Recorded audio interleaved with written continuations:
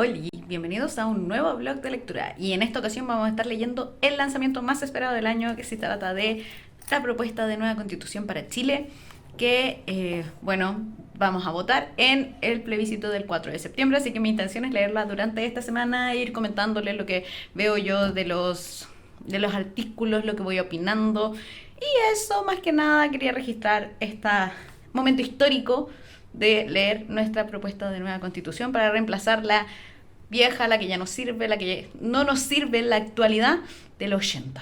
Así que nada, aquí vamos. Bueno, por supuesto que estamos partiendo de esto en mi hora de almuerzo, pero les quería contar que para leer la nueva constitución estoy armada con este estuche maravilloso que uno puede poner alrededor del libro. Y vamos a ver si logro abrirlo con una mano. No sé si lo logro. Sí, lo estoy logrando. Este lo compré en una feria. Voy a buscar el nombre del emprendimiento, pero tengo destacadores y post-its chiquititos, porque la letra es chiquitita, para poder ir marcando lo que más me guste de esta nueva constitución. Así que voy totalmente armada para esta lectura. Esta es la edición de LOM, que por lo menos yo compré la quinta reimpresión. No sé en cuántas van, se los voy a dejar por ahí. Pero esta parte ya la emociona a una. Nosotras y nosotros, el pueblo de Chile, conformado por diversas naciones, nos otorgamos libremente esta constitución acordada en un proceso participativo, paritario y democrático. Díganme si eso no les emociona ya. Dice, libremente esta constitución. Llevo poquito, pero ya he destacado algunas cosas, he puesto algunos post-its y bueno, he marcado así las cosas que digo bacán que estén aquí. Por ejemplo, el Estado social y democrático de derecho. Para mí eso yo creo que es lo primero que tenía que estar. Esta parte como que me gusta que le ponga límites, tipo reconociendo como límite los derechos humanos en el ejercicio de la soberanía del pueblo. Y también esta parte súper importante, que es un territorio único e indivisible en su diversidad geográfica, natural, histórica y cultural. Es un territorio único e indivisible, o sea, el país es Chile completito, pero a la vez reconoce la coexistencia de pueblos y naciones en el marco de la unidad del Estado. Aquí hay algo que me llamó la atención, que habla de los órganos colegiados del Estado, autónomos, constitucionales y superiores y directivos de la administración, así como directorios de empresas públicas y semipúblicas, deberán tener una composición paritaria que asegure que al menos el 50% de sus integrantes sean mujeres. No sé si ese al menos es tan necesario el decir paritaria, como lo único como que dije, ¿para qué? O sea, no sé, quizá ustedes opinan distinto. Y me gusta que también cada cierto rato va recordando que Chile es un solo país.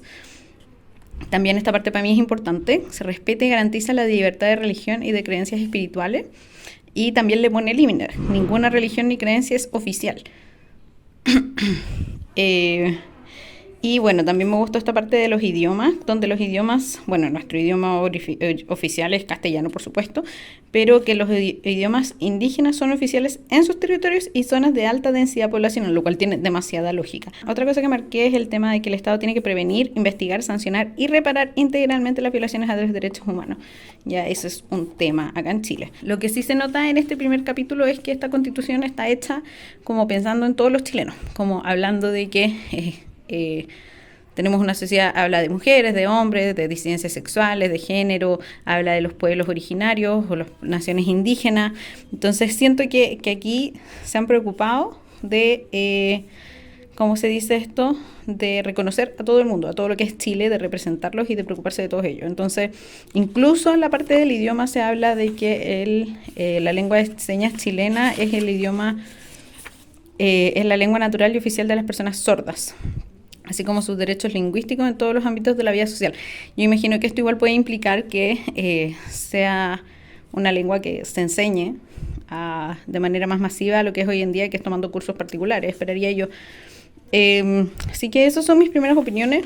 Oli, aquí estoy de nuevo con cara de frío y no he leído nada más el resto de la semana porque no he tenido tiempo. Yo planeaba tener la cuestión terminada, leída, hoy día viernes 26 de agosto. Ese era mi plan, tener terminada la Constitution hoy día.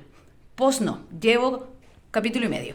Pero no importa, para allá vamos. Mi plan era también tener el vlog subido este domingo, pero va a tener que ser el jueves. Esa es mi estimación. Voy a subir este vlog el jueves 1. Pero bueno, voy ahora a leer la Constitución, por supuesto, durante toda la semana he leído fake news al respecto, el tema de los sistemas de justicia, que aún no llego a esa parte a leerla, el tema de que es solo para algunos, con lo cual no estoy para nada de acuerdo. De hecho se los comenté el otro día cuando les hablé del capítulo 1, que desde ahí yo ya sentía que era una constitución pensada en todos los chilenos, en todos los tipos de personas que hay aquí. Y ahora voy en el capítulo de derechos fundamentales, que por supuesto va a ser hermoso, estoy segura. Para allá voy a contarles cualquier cosa apenas pueda, porque en realidad todavía no he terminado de trabajar, así que ahora voy a almorzar y voy a tratar de leer un poco. Voy en los artículos de educación y creo que son súper sensatos. Se indica la relevancia de la educación en todos sus niveles, la obligatoriedad de la enseñanza básica y media, y también lo que mucha gente anda hinchando, que no se garantiza la libertad de enseñanza, está aquí clarito. Se garantiza la libertad de enseñanza y es deber del Estado respetarla. También se comprende la libertad de madres, padres, apoderados y tutores legales a elegir el tipo de educación de las personas a su cargo. Y además se establece la libertad de cátedra para los profesores en el marco de los fines y principios de la educación, lo cual es mínimo razonable. Así que estoy muy feliz con los artículos de educación, en especial con los de educación superior, donde se prohíbe el lucro, pero además considera instituciones de educación superior para cada una de las regiones, no estoy segura, acá. Cada región existirá al menos una universidad estatal y un instituto de formación técnico profesional de nivel superior estatal.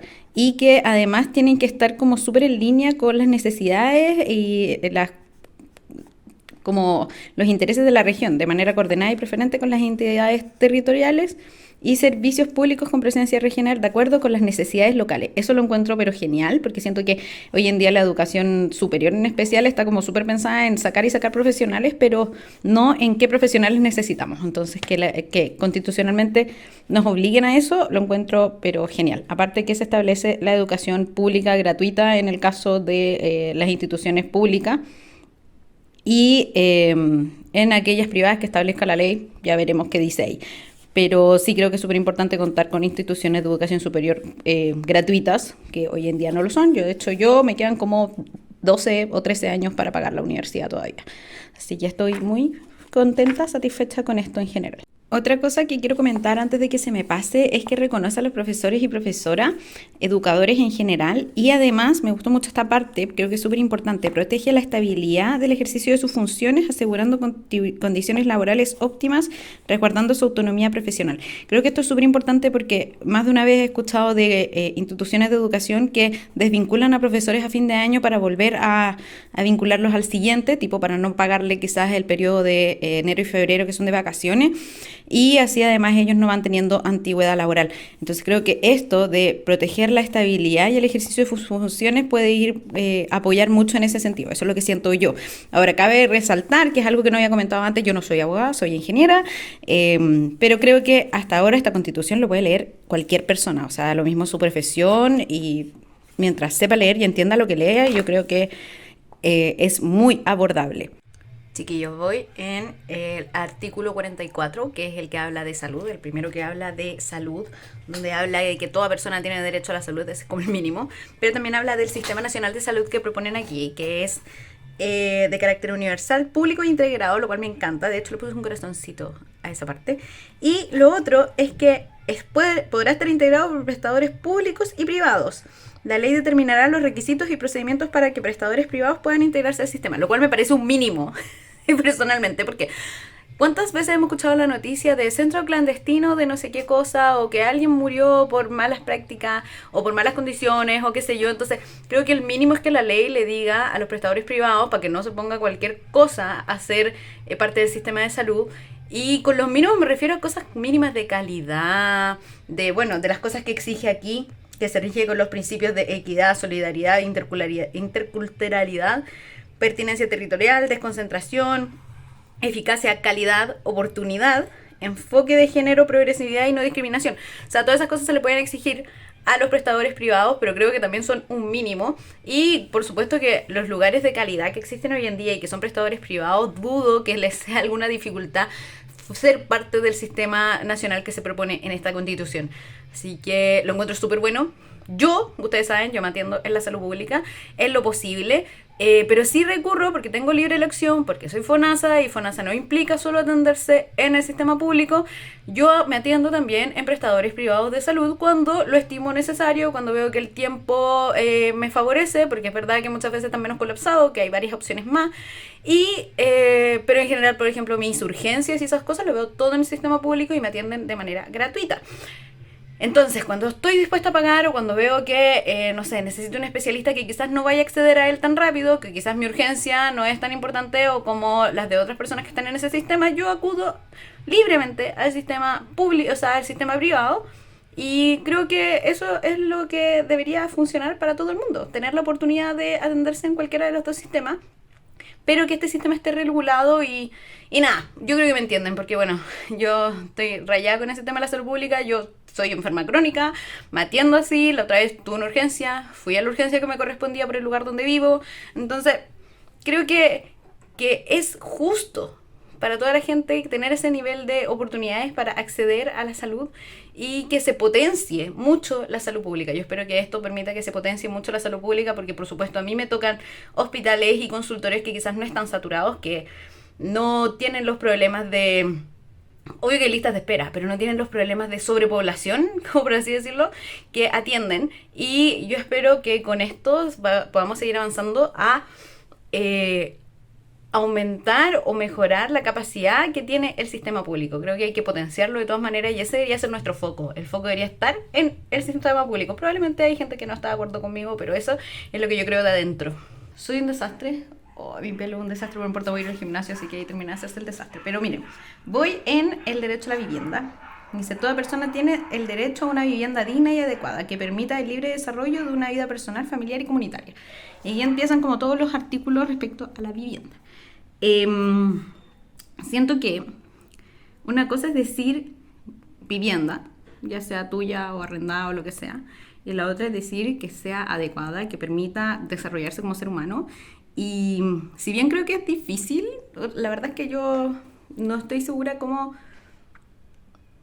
se puede asegurar esto. Es deber del Estado encontrar la forma, ya sea mediante leyes, programas, incluso se crea un sistema integrado de suelos públicos para poder administrar los suelos que existan, por ejemplo los de bienes nacionales, que ya hemos visto cómo últimamente se han demolido algunas tomas en algunos sectores de Chile, en las playas, y que puedan administrar el uso de estos suelos, su gestión, la disposición de terrenos fiscales para fines de interés social y de adquisición de terrenos privados conforme a la ley. Entonces da la oportunidad también de usar esos suelos para cumplir con lo que dicta antes la Constitución respecto a la vivienda, siento yo. Además, establecer mecanismos para impedir la especulación en materia de suelo y de vivienda, que es un tema súper actual y no solo en Chile, en muchas partes del mundo, tanto para el arriendo como para la adquisición de una vivienda. Así que creo que es súper importante que eso quede aquí como ya regulado. Y hay otra cosa que leí y que encontré como súper interesante, es que además el Estado tiene que garantizar el acceso equitativo a servicios básicos y bienes y espacios públicos, movilidad segura, sustentable y la conectividad y seguridad vial. Asimismo se promueve la integración socioespacial. Yo creo que eso también es súper importante. Se sabe que mientras más mezclada esté la gente, mejores resultados tiene para todos, tanto por empatía de los más afortunados, así como para el desarrollo de los menos afortunados económicamente. Así que la integración socioespacial, como la entiendo yo al menos, creo que es un concepto súper interesante.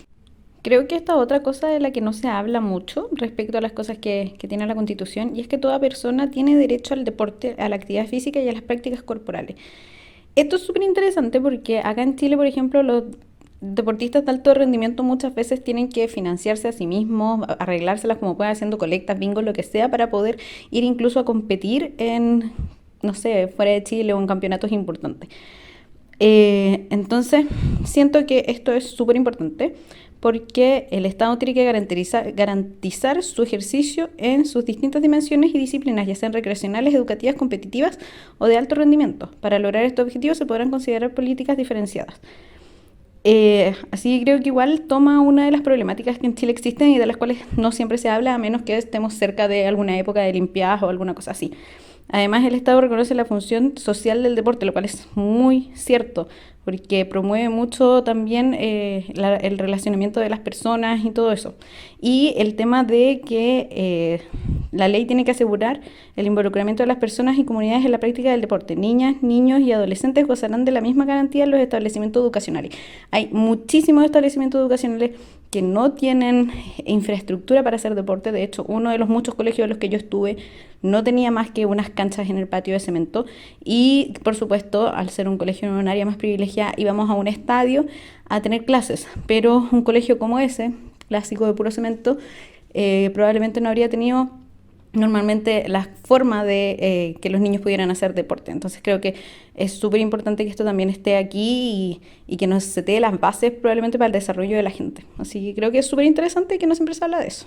Oli, ya es domingo y todavía no avanzo mucho en la lectura de la Constitución, pero yo creo que hoy día me lanzo. Ayer vino mi familia a la casa, hicimos un asado y pizza. Y por supuesto que ayer no leí nada, así que sigo con los derechos fundamentales, que por supuesto que me hacen muy feliz, creo que son muy necesarios. Oh, rayos, perdí un post-it. Pero bueno, ahora estoy editando el video que voy a subir hoy día, ya que no alcancé a leer esto. Así que han pasado cosas, se siguen haciendo comentarios de la Constitución y yo quiero ser capaz de que cuando digan esto lo dice, yo te voy a decir no, yo sé que lo leí y poder encontrar, y por eso estoy usando colores diferentes para marcar las cosas, así como no, eso yo lo leí y lo marqué en rosado, e ir al rosado y decir viste que no era así. Eso es como uno de mis objetivos también leyendo la Constitución. Voy en el derecho como a la privacidad personal y familiar y comunitaria, y creo que algo muy moderno que tiene esta Constitución es que toda documentación y comunicación privada es inviolable, incluso incluyendo sus metadatos. Por eso lo puse en morado, porque encuentro que es muy innovador, muy interesante y que está muy al día con los tiempos actuales esta Constitución en ese sentido. Y espero que haya más cosas de ese estilo más adelante. Esta es otra cosa que yo había escuchado hablar a la gente sobre que les llamaba la atención respecto al derecho a buscar y recibir asilo y refugio. Dice: una ley regulará el procedimiento de solicitud y reconocimiento de la condición de refugiado, así como las garantías y protecciones específicas que se establezcan en favor de las personas solicitantes de asilo o refugiadas. Entonces, primero tenemos una ley que va a definir cómo solicitar el refugio o asilo, y después decimos que ninguna persona solicitante de asilo o refugiada será regresada por la fuerza al estado donde corra riesgo de persecución, de graves violaciones de derechos humanos o su vida o libertad puedan verse amenazadas. Yo hasta ahora había escuchado solo la segunda parte, donde no se puede regresar a la fuerza al refugiado, que como que puede llegar un refugiado a decir refúgienme y ya no lo podemos echar, por así decirlo, pero el artículo 71 antes dice que tiene que haber una ley que defina las condiciones para el refugio, para el reconocimiento, para... Bueno, voy a decirlo bien, una ley que regule el procedimiento de solicitud y reconocimiento de la condición de refugiado. Y así como las garantías y protecciones específicas que se establezcan en favor de estas personas que soliciten refugio o asilo. Entonces, creo que es súper importante que, y pasa mucho con los comentarios que se ven respecto a la Constitución, esta propuesta de nueva Constitución para Chile, es que se toman los artículos de manera aislada, sin tomar en cuenta los demás artículos que tiene la Constitución, que les ponen el límite o que les ponen que los complementan. Y creo que eso va a ser algo que también voy a ir cachando mucho a lo largo de esta lectura. Otro tema del que se ha hablado mucho, ya estoy de vuelta a la lectura, es el tema de la propiedad privada. Y bueno, el artículo 78 habla de ese tema quizás por primera vez en la Constitución, y probablemente después retoma este tema respecto a cosas ya particulares, pero dice: toda persona natural o jurídica tiene derecho de propiedad en todas sus especies y sobre toda clase de bienes, salvo aquellos que la naturaleza ha hecho comunes a todas las personas y los que la Constitución o la ley declaren inapropiables. También habla de que ninguna persona puede ser privada de su propiedad en el punto 3, sino en virtud de una ley que autorice su expropiación por causa de utilidad pública o interés general declarado por el legislador.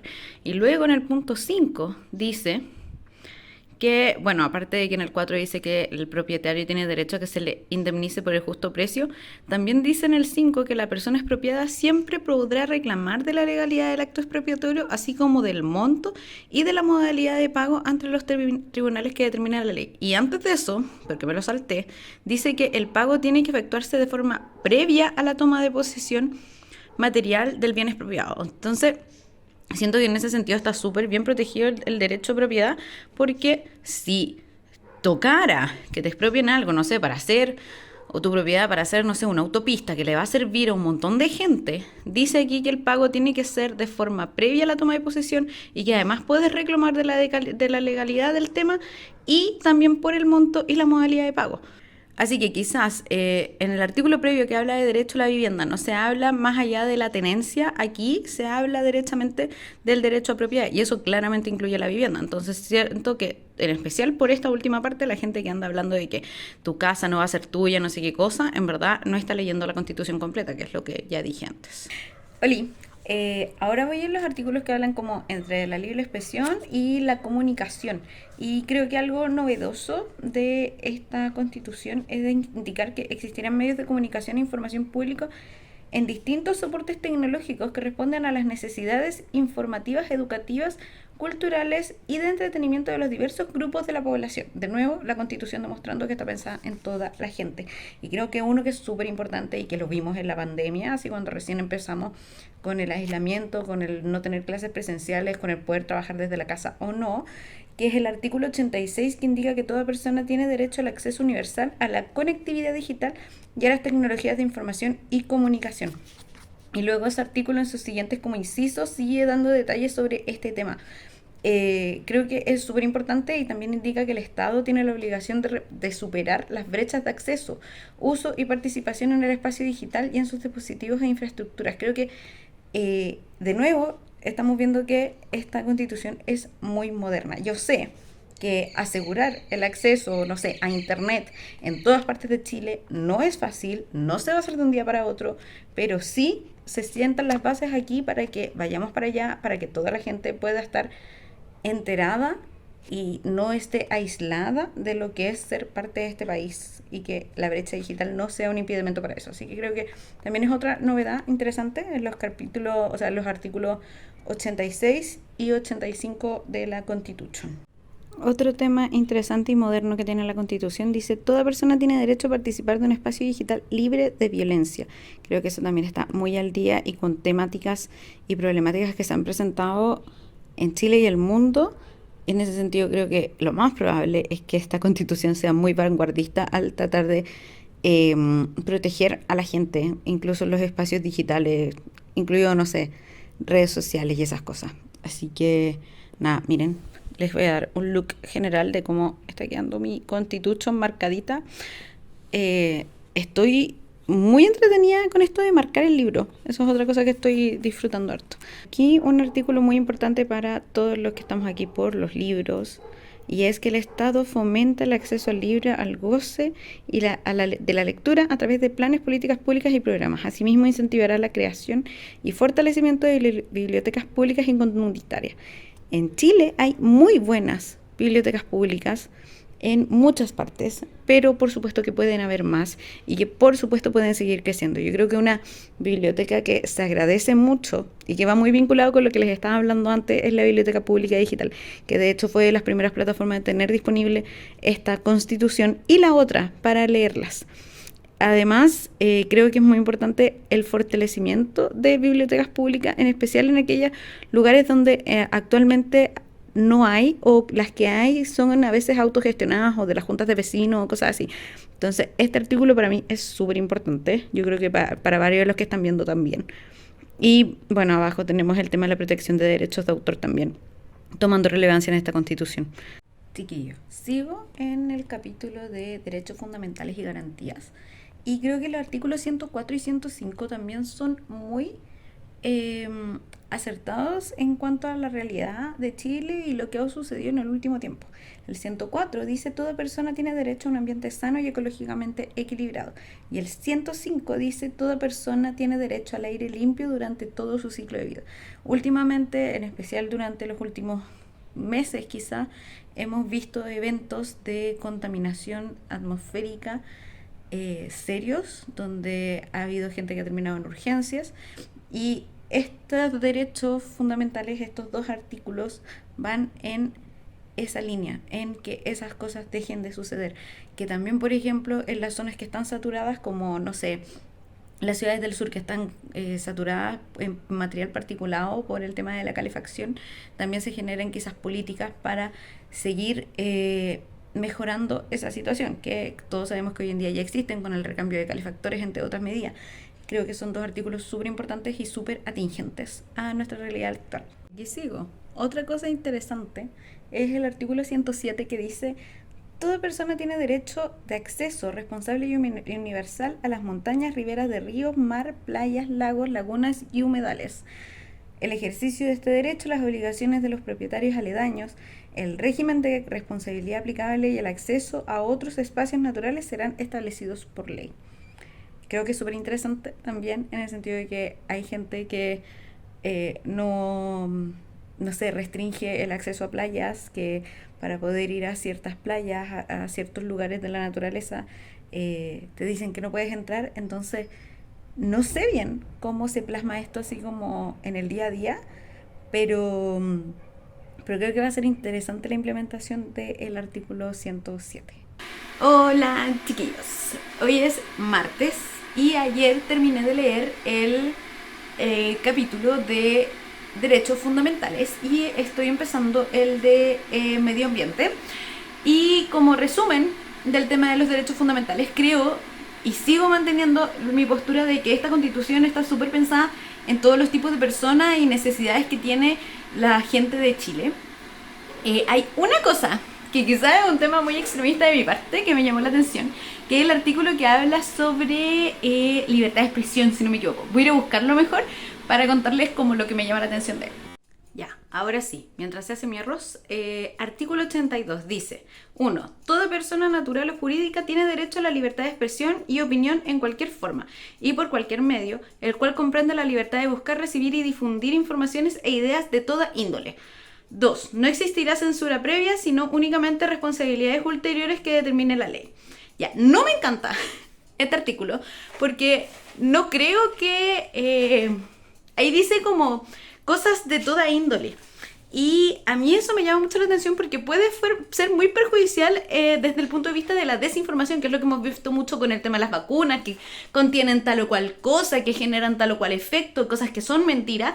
Y al no tener regulado quizás las cosas o cómo se pueden decir cosas quizás libremente, puede ser perjudicial para las personas, para el chileno común y corriente. Entonces, me llama mucho la atención que ese artículo, entiendo que después va a haber una ley que va a probablemente hacer esto que decía de responsabilidades que defina la ley, como definir responsabilidades por la información que tú compartas. Ya creo que eso es absolutamente necesario, el tipo censura previa, sino únicamente las responsabilidades ulteriores que determina la ley. Pero creo que es un artículo que quizás se pueda prestar para la desinformación, que es un problema muy actual. Ya, quizás soy un poco extrema, pero ese artículo no me encanta. Creo que debería estar un poquito más regulado. Eso es mi gran... yo creo que de los que más me llamó la atención durante todo este capítulo. Estoy cachando que mañana no llego. Pero si lo logro para el viernes, igual bien, ¿no? Mejor tarde que nunca, digo yo. Pero voy en el capítulo 5, buen gobierno y función pública. Para allá voy ahora. Pero antes de seguir quería comentarles que leí el capítulo que habla sobre medio ambiente. Es súper corto, o sea, 3 páginas a todo dar. Y recuerdo cuando se votaron las normas de medio ambiente, el informe de la comisión que veía esos temas, y la verdad es que se rechazó casi todo. Entonces, por eso yo creo que quedaron esas poquitas. Pero sí... siento que, obvio que podría ser mucho más exigente, pero aún así es bastante vanguardista, en especial con la participación ciudadana, el derecho de las personas a participar de estos temas. No habla derechamente de participación ciudadana, pero hoy en día los proyectos ambientales, los que son estudios de impacto ambiental, tienen la obligación de hacer participación ciudadana. Y lo que me da la impresión con el articulado de medio ambiente es que eso se va a extender para cualquier proyecto ambiental, etcétera. Creo que eso va a ser muy interesante para los que trabajamos en especial en esos temas. Y bueno, después de eso leí el capítulo que hablaba sobre sobre el sufragio. Sí, sobre participación democrática. Ese fue el siguiente capítulo que leí, que al principio me estaba preguntando en qué momento nos hablan de quiénes pueden votar. y lo hace recién en el artículo, a ver, en el artículo 160 recién se dice quiénes pueden votar. Encuentro que es un poco tarde porque ¿cómo se llama? Ese capítulo parte en el artículo 151, entonces nos demoramos casi 10 artículos en decir quiénes pueden votar. Pero primero habla, por supuesto, de asegurar la participación de todas las personas. Me gustó también que en el artículo 153, si no me equivoco, sí, en el 153 dice que el Estado deberá garantizar a toda la ciudadanía sin discriminación de ningún tipo el ejercicio pleno de una democracia participativa a través de mecanismos de democracia directa. Y además dice en el 152 que es deber del Estado dar adecuada publicidad a los mecanismos de democracia, tendiendo a favorecer una amplia deliberación de las personas conforme a esta Constitución y las leyes. Es decir, que la gente se informe. Eso es súper importante y que es deber del Estado que eso ocurra. También me llama la atención que habla en el 152 también de que la ley regulará la utilización de herramientas digitales en la implementación de los mecanismos de participación establecidos en la Constitución y que sean distintos al sufragio. Buscando que su uso promueva la más alta participación posible en dichos procesos, al igual que la más amplia información, transparencia, seguridad y accesibilidad del proceso para todas las personas sin distinción. Creo que esto va súper en línea con otros artículos que habíamos leído sobre el acceso a las tecnologías, la alfabetización digital, por así decirlo, y va súper encaminado a la modernización del proceso participativo de la ciudadanía, que no sea, por supuesto, el sufragio, las votaciones específicas que hacemos. Creo que eso es súper interesante y novedoso, que haga más fácil quizás la participación para muchas personas, pero también tiene que ir súper en línea con lograr cumplir esos artículos que hablan de que, no sé, la tecnología llegue a todas las personas. Entonces es un desafío grande que se tiene con la Constitución, pero creo que también es importante ir modernizando estas cosas. Así que bueno, ahora voy a leer el capítulo 5 y voy a avanzar todo lo que pueda el día de hoy para ver si de aquí al viernes lo lograré para mañana, dudo, pero de aquí al viernes a ver si avanzamos y logramos terminar de leer la Constitución. Pero mira, vaya de eso, si llego al domingo incluso, y este vlog lo subo el mismo domingo, hice lo que pude. Y otra cosa que quería comentar sobre el tema del sufragio, que me encanta que el sufragio sea obligatorio. Creo que es muy importante que el sufragio sea obligatorio. Yo personalmente me inscribí para votar el año 2008, cuando cumplí los 18 años, porque en ese entonces la inscripción no era automática, fui a inscribirme al registro electoral y me dieron un papelito de inscripción, me tocaba la misma mesa desde ese año para votar y he votado en prácticamente todas las elecciones que me han tocado. A lo más me he saltado una, quizá, no lo sé, pero en general he participado en casi todas las elecciones que me ha tocado vivir y creo que es súper bueno que el voto sea obligatorio. Porque así al menos se va a asegurar la representatividad y creo yo, o por lo menos un poco más que ahora, porque hoy en día si no tenéis la obligatoriedad todos sabemos que se quedan las personas en su casa y dicen no, que lata, para que me voy a mover. Lo que es súper bueno, eso sí, es que este año se modificó este tema de dónde queda tu local de votación y bueno, yo sigo votando en la casa de mis papás porque así aprovecho el día y como que es una actividad súper familiar en mi caso, aprovecho de ir con mi perro y todo a votar.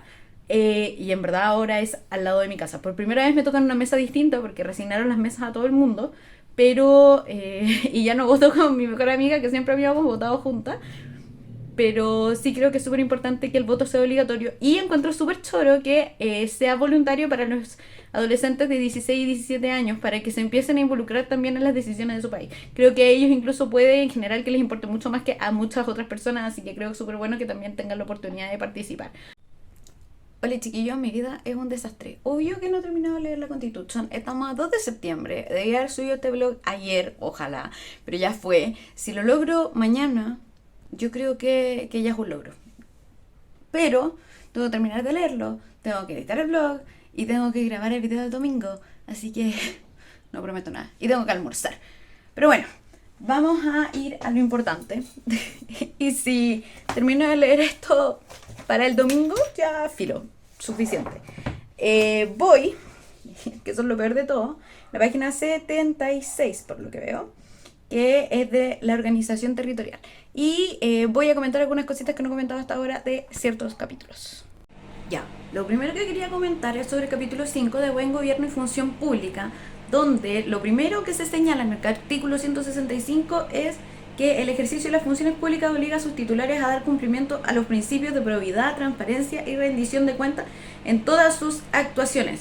Además, se rige por los principios de eficiencia, eficacia, responsabilidad, publicidad, buena fe, interculturalidad, enfoque de género, inclusión, no discriminación y sustentabilidad. Creo que eso setea todo el resto del capítulo en general. Y entre cosas que encontré así como súper lógicas y que incluso hoy en día ya tienen un cierto nivel de legislación, es el tema de la transparencia, que se asegura la transparencia de la información pública facilitando su acceso de manera comprensible y oportuna, periódica, proactiva, legible y en formatos abiertos de los plazos y condiciones que la ley establezca. Artículo 167. Artículo negro. Y artículo favorito de la vida. No mentira, pero uno de mis artículos favoritos tenemos el 170, que dice: la corrupción es contraria al bien común y atenta contra el sistema democrático. Seguimos con problemas de luz.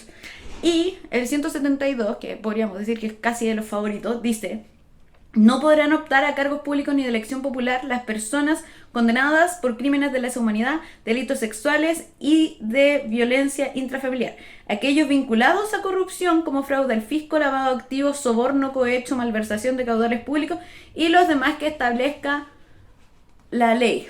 Los términos y plazos para estas inhabilidades se determinarán por ley. Esa es la única parte que no me encanta porque debería ser por siempre, jamás y punto final. Pero encuentro genial que esté en la Constitución porque hay tantos políticos que esta Constitución les frena el negocio, por así decirlo, de vivir del Estado, digo yo. Así que eso es de mis favoritos del capítulo de Buen Gobierno. Ya, otra de las cosas que tiene el capítulo de Buen Gobierno y Función Pública es que habla de la carrera de los funcionarios públicos, lo cual también es súper bueno. Y en el 181, que yo creo que también es notable y muy importante, es que los cuerpos de bomberos de Chile conforman una institución perteneciente al sistema de protección civil cuyo objeto es atender las emergencias causadas por la naturaleza o el ser humano sin perjuicio de la competencia específica que tengan otros organismos públicos y o privados. Y más importante aún, en su inciso 2, el Estado deberá dar cobertura financiera para cubrir la totalidad de sus gastos operacionales, capacitación y equipos, como también otorgar cobertura médica a su personal por accidentes o enfermedades contraídas por actos de servicio. Esto significa que eventualmente vamos a hacer que los bomberos estén bien financiados y que dejen de tener la necesidad de hacer colectas para poder subsistir como personas que nos hacen un bien a todos. O sea, yo feliz. Finalmente dice en el inciso 3 que los bomberos de Chile se sujetarán en todas sus actuaciones a los principios de probidad, transparencia y rendición de cuentas, que es un tónico que tiene todo el capítulo, de todas maneras. Así que otra de las cosas resaltables de esta Constitución, el reconocimiento a los bomberos del país. He vuelto. Como estos capítulos son más cortos, como que decidí en los próximos hablar de mi impresión general. Y el siguiente es el de ¿cómo se llama? Estado regional y organización territorial. Lo primero que a mí me queda clarísimo después de leer este capítulo es que se notó la participación de gente de regiones. Eso es lo primero, porque en la Constitución, en esta propuesta de Constitución, habla de entidades territoriales, que probablemente sean las mismas regiones que tenemos ahora, o provincias y comunas y esas cosas, y que quizás en algunos casos impliquen algunas reorganizaciones por tamaño, por cuencas, dice aquí, lo cual encuentro súper interesante. Y en general le da mucho más poder a esta zona. O sea, Santiago, pues iba a decir Santiago, para que se den cuenta.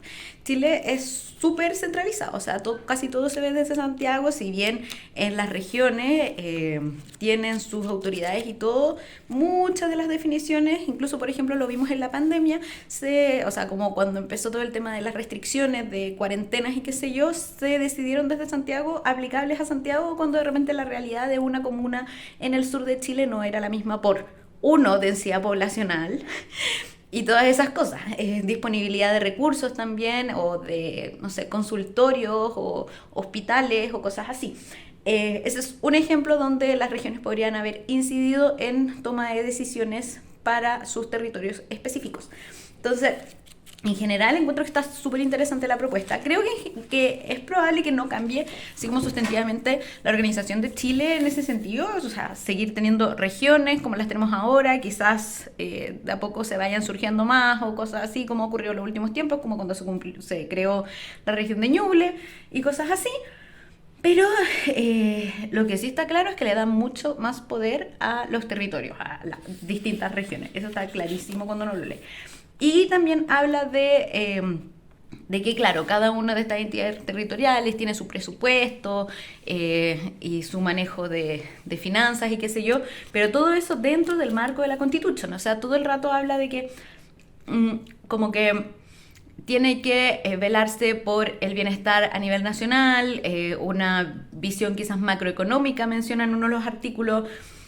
Habla de la transferencia de la carrera de los funcionarios nuevamente. Entonces, si bien le da más poder a las regiones y crea estas pseudo como asambleas regionales, asambleas comunales que podrían quizás hacerse un símil a las juntas de vecinos, quizás, como que le da mucho más participación a las regiones. También habla desde el punto de vista medioambiental, de las evaluaciones ambientales de los proyectos, también la participación de las regiones, que al final los proyectos como grandes ambientales, no sé, pues los mineros, los energéticos, qué sé yo, no se dan acá en Santiago, se dan en regiones, se dan en el norte, se dan en el sur. Entonces es importante que tengan su participación súper marcada y establecida en la Constitución. Puede que sea un poco enredado, pero hay mucho de esto que se va a tener que ir definiendo por ley y en eso van a participar los del Congreso, porque probablemente se tiene que hacer en el próximo tiempo. Pero como que me gusta eso de que yo habiendo vivido en regiones en mi momento y teniendo mucha familia en regiones, creo que es importante que se les dé la notoriedad y la capacidad de decidir en función de su contexto. Creo que eso es súper importante, el contexto de cada una de las regiones. Y lo último que quiero agregar respecto a este capítulo es que habla de no lo hice con estas palabras, pero una distribución de los recursos, como viendo la equidad territorial y ver al final que ningún territorio quede en desventaja respecto a los otros. De hecho, uno de los últimos artículos de ese capítulo, lo voy a leer completito, dice: las regiones y comunas autónomas que cuenten con ingresos por sobre el promedio ponderado de ingresos fiscales transferirán recursos a aquellas equivalentes con ingresos bajo el promedio. El órgano competente sugerirá una fórmula al legislador para realizar tales transferencias. O sea, que ninguna comuna o región se quede atrás respecto a las más favorecidas, donde quizás hay más impuestos o más empresas que hagan sus contribuciones o paguen sus patentes o qué sé yo en ese lugar, o más autos o qué sé yo. Entonces, eso en general está como que se nota en más de un artículo, como ese tema de equidad en las regiones en función de su contexto, sus necesidades y la gente que vive en ellas. Así que encuentro que está súper choro.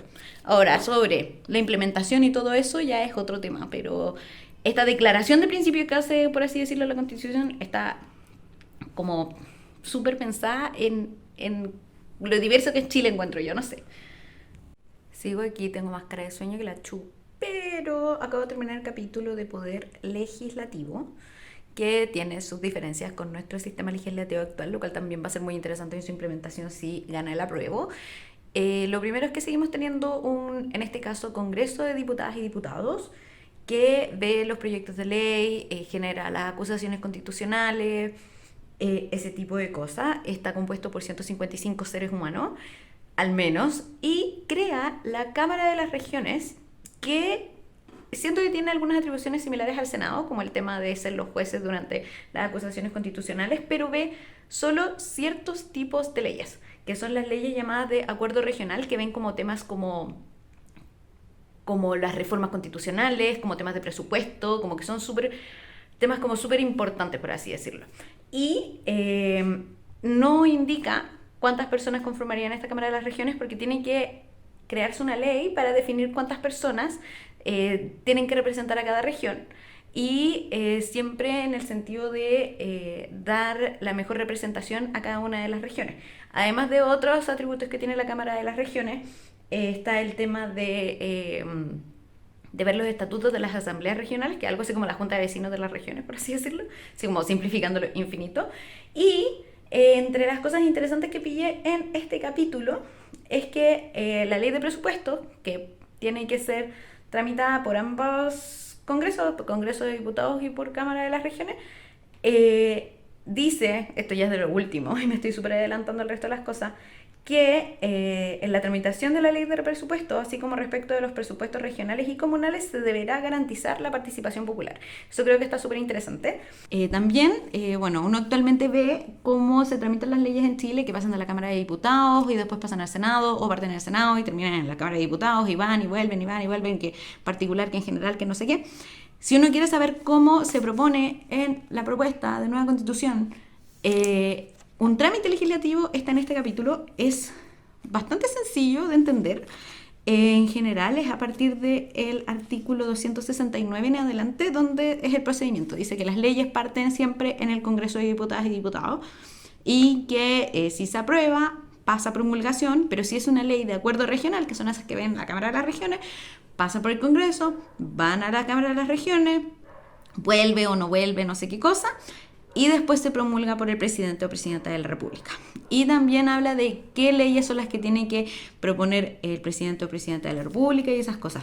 No es la parte más entretenida de la Constitución, pero creo que es muy ilustrativa, es fácil de entender y además creo que es súper chulo que propone plazos para que la Cámara de las Regiones revise un proyecto que haya sido aprobado por el Congreso de Diputadas y Diputados, plazos para que el presidente de la República pueda hacer observaciones a una ley que haya sido aprobada por el Congreso de Diputadas y Diputados, plazos, y eso se agradece mucho. Porque ya hemos visto como muchas cosas quedan durmiendo por mucho tiempo. Entonces, también dice que la ley, eso sí, va a definir como los tiempos o las urgencias de los proyectos de ley, así como si son de tramitación inmediata o si son como súper importantes o como que son voy a buscar las como lo dice específicamente. Ahí está, que si son una urgencia simple, suma urgencia o discusión inmediata, que una ley tiene que definir eso. Creo que lo que hace bien este capítulo es definir roles. Actualmente las leyes se tramitan en ambas cámaras, o sea, Cámara y Senado, y como que al final estáis dando vuelta infinito. Aquí hay leyes que se tramitan solo en la Cámara de Diputadas y Diputados, Congreso de Diputadas y Diputados, pero igual pueden ser observadas por la Cámara de las Regiones con un plazo de 60 días.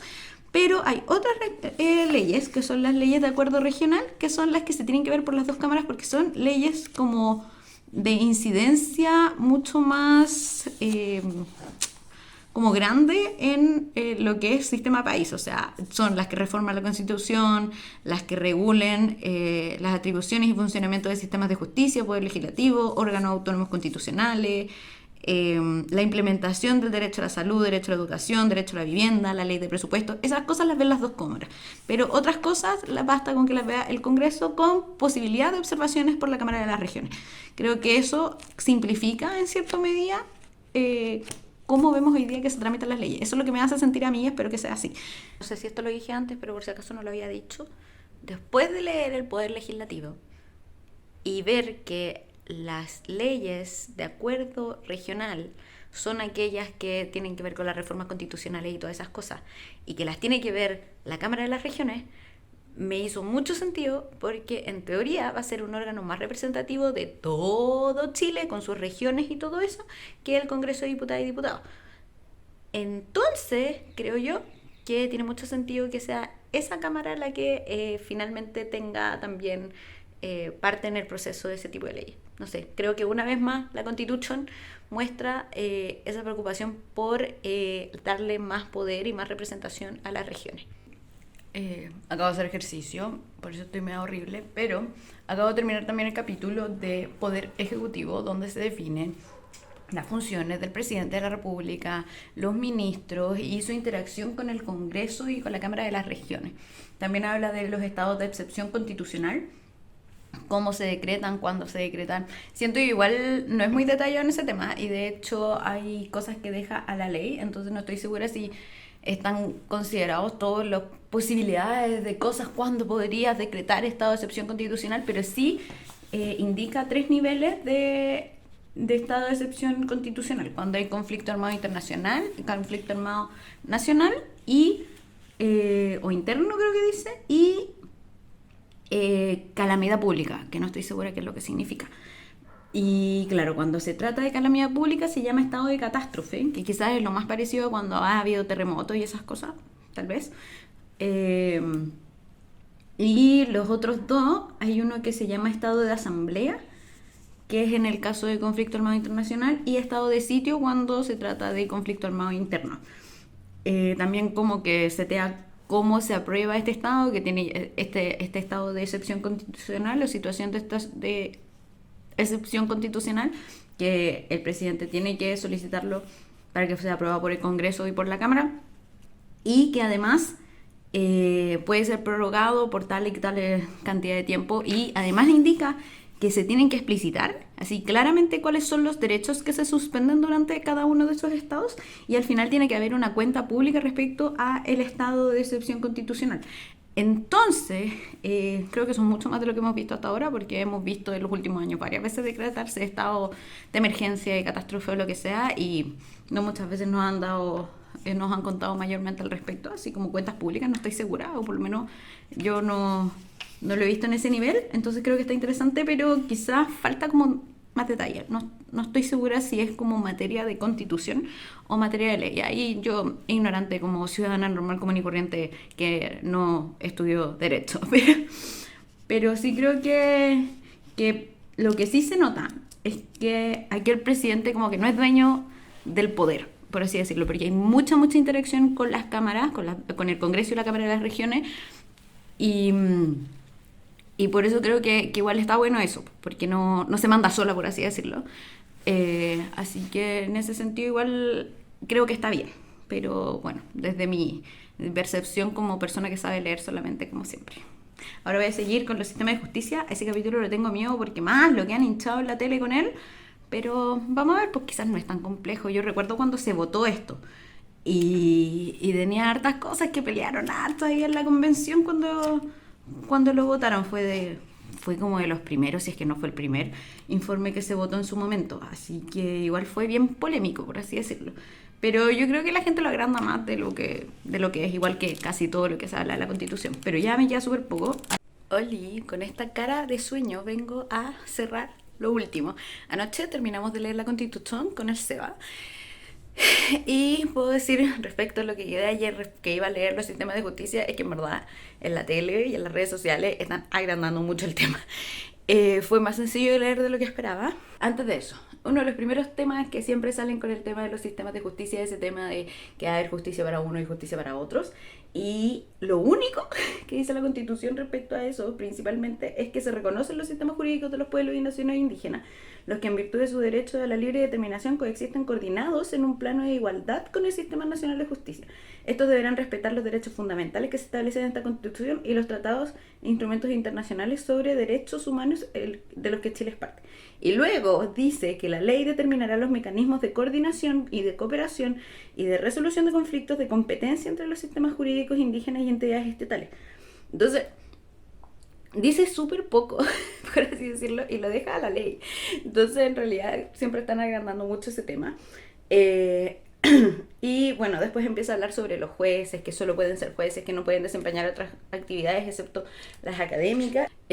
Otra cosa que yo encontré súper interesante es el Consejo de la Justicia, que tiene entre otras atribuciones tiene entre otras atribuciones la revisión integral de la gestión de todos los tribunales del Sistema Nacional de Justicia, al menos cada 5 años, que incluye audiencias públicas para determinar su correcto funcionamiento conforme lo establecido en la Constitución y la ley. Y esta resolución en ningún caso incluye resoluciones judiciales, entre otras cosas, calificar a los jueces y juezas, hacer nombramientos, etcétera. Está súper interesante ese consejo. Eso es como lo que más me llamó la atención del sistema de justicia. Sí, no es el capítulo más entretenido, pero creo que lo agrandaban mucho así como en redes sociales y en la tele. Después de eso ya se entra a los órganos autónomos constitucionales. Se define la Contraloría General de la República, el Ministerio Público, entre otras cosas, y también después las reformas constitucionales. Y eso yo creo que es de lo más importante. esta constitución no es llegar y reformarla, es verdad, y da la oportunidad de reformarla, incluso que cierta cantidad de gente pueda proponer reforma a la constitución de manera directa. O sea, dice en el artículo 385 que si el 10% del padrón electoral, que monte que son 1,5 millones de personas, propone una reforma constitucional, se tiene que votar en referéndum. Igual está acuático eso, como mucha participación ciudadana. Y lo otro que crea es la Corte Constitucional, que es distinto al Tribunal Constitucional. Y también dice que tiene como rol ejercer la justicia constitucional para garantizar la supremacía de la Constitución. Obvio que tiene que ver que las cosas estén acorde a la Constitución y qué sé yo, pero esta Constitución también de base tiene muchas más libertades que la otra y muchos más derechos para la gente. Entonces creo que puede que sea mucho más sencillo el funcionamiento quizás del país.